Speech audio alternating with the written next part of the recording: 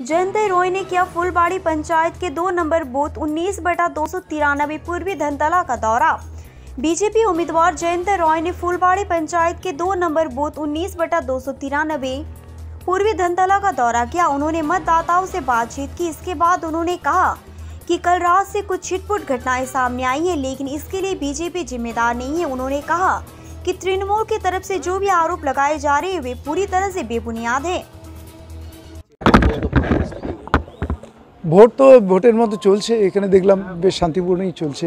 এই জায়গায় আমি ফুলবাড়ি এলাকায় এসেছি। কালকে রাত্রিবেলা ঘটনা আপনারা জানেন, আমাদের বুথ অফিস পুড়িয়ে দেওয়া হয়েছে। তো তার জন্য আমাদের যারা এখানে কার্যকর্তা দেখতে পাচ্ছেন এরা কিন্তু একদম রুখে দাঁড়িয়েছে এবং কোনো ভয় নেই।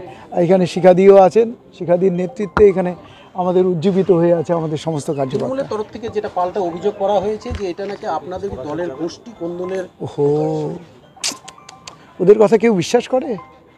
ওদের কথা কেউ বিশ্বাস করে? আহা হা হা, উনি আমাদের জন্য মানে কি বলে ক্রোকোডাইল টিয়ার না এরকম ধরনের কিছু করছেন আর কি। ক্রোকোডাইল টিয়ার মানে কুম্ভীর আশ্রু, বাংলায় কুম্ভীর আশ্রু বলে। ওই কুম্ভীর আশ্রু করছেন সারাদিনে এখনো অনেকক্ষণ বাকি রয়েছে।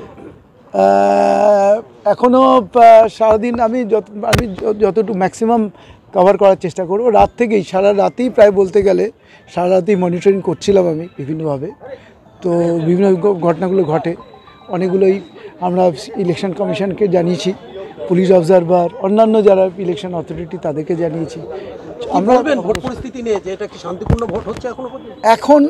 এখন তো দেখছি কালকে আমাদের বোধহয় রেজিস্ট্যান্সের জন্য এবং আমরা সব দিক থেকে যেভাবে মানে ইলেকশন কমিশন থেকে জানানো থেকে আরম্ভ করে সিএপিএফের ডিপ্লয়মেন্ট নিয়ে কথা বলার এগুলোর কারণে আমার মনে হয় এখন ঠিকঠাক আছে।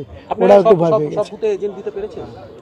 বুথে আমার দেখা এরকম বুথ হয়নি যেখানে, আমার জানা এরকম নেই যেখানে হয় নাই, এক্সেপ্ট একটা জিনিস বলছি, সেখানে আমাদের পোলিং এজেন্টকে কালকে ভয় দেখানো হয়েছিল রাত্রিবেলা, সেটা হচ্ছে পোড়াঝাড়।